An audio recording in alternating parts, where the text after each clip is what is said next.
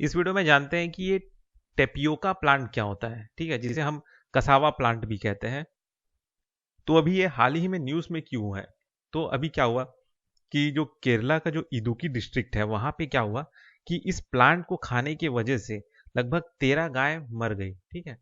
तो क्या हुआ कि जो central tuber crops research institute ने एक एडवाइजरी क्या बोलते हैं लाया, निकाला, जिसमें ये बोला गया कि जो टेपियोका प्लांट है उसको आप अपने कैटल को ना खिलाएं, ठीक है। उसको उसका यूज खिलाएं, लेकिन उसका यूज कैसे करना है वो चीज उन्होंने बताया, ठीक है। तो जो ये आपका central tuber crops research institute है, ये एक तरह से काम करता है किसके under? ICR, Indian council of agriculture research के अंदर, ठीक है। अब ये टेपियोका प्लांट है क्या, इसके बारे में जान देते हैं। तो ये लगभग इसका जो हाइट रहता है वो होता है लगभग 3 मीटर तक हाइट इसका रहता है, ठीक है। साथ ही साथ ये जो नेटिव है कहाँ का? साउथ अमेरिका का, है ना। मतलब वहाँ का एक तरह से इंडिजिनियस प्लांट है ना। फिर इसके जो जड़ होते हैं उसका इस्तेमाल करके कहीं ना कहीं जो आपका आटा होता है, ब्रेड होता है, साथ ही साथ जो अल्कोहलिक ब्रीवरेज होता है उस पे इसको यूज किया जाता है, ठीक है।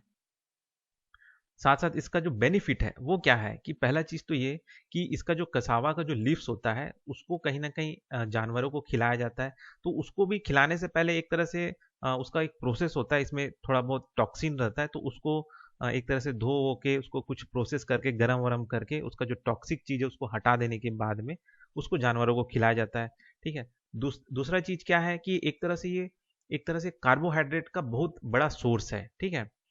तो इसको खाने के लिए भी यूज किया जाता है। तो इसको मिलियंस ऑफ पीपल जो अफ्रीका और एशिया में रहने वाले लोग हैं वो इसको खाते हैं, क्योंकि ये बहुत अच्छा सोर्स ऑफ कार्बोहाइड्रेट है।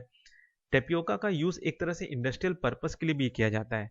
कैसे? एडेसिव के जैसे, एडेसिव के तौर पे, मतलब चिपकाने, गोंद की तरह यूज किया जाता है। टेक्सटाइल में किया जाता है, बायोफ्यूल्स में भी किया जाता है, ठीक है। अब ये जो इसमें जो टॉक्सिक मटेरियल है वो क्या है, वो कैसा है, ठीक है।